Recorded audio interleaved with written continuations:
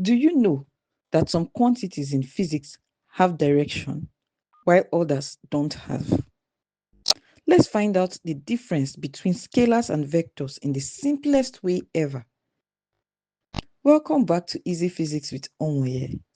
In today's lesson, we are talking about scalars and vectors, two important types of physical quantities. Under our revision, we have what we did from the previous lesson, derived quantities and derived units.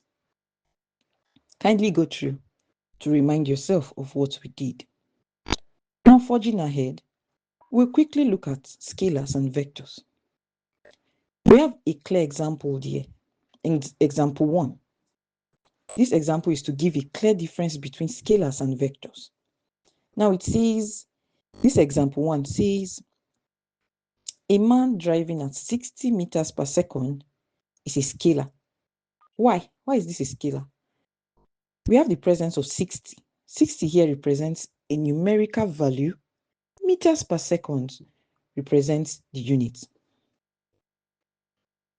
So in example 1, a numerical value, which we have seen, 60, which states how many times that unit is contained in the quantity, but there is no direction.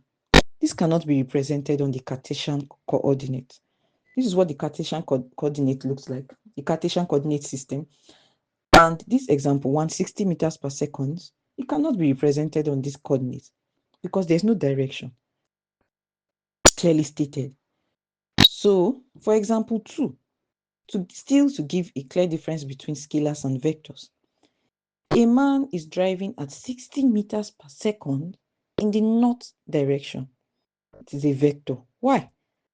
Because we have 60, which is the numerical value, meters per second, which is the unit, and not statement of direction.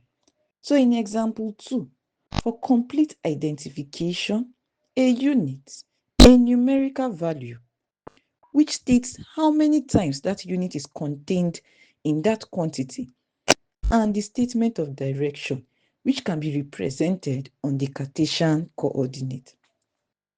So we can see clearly that in order to differentiate between scalars and vectors, scalars do not have direction, while vectors have direction and can be represented on the Cartesian coordinate system.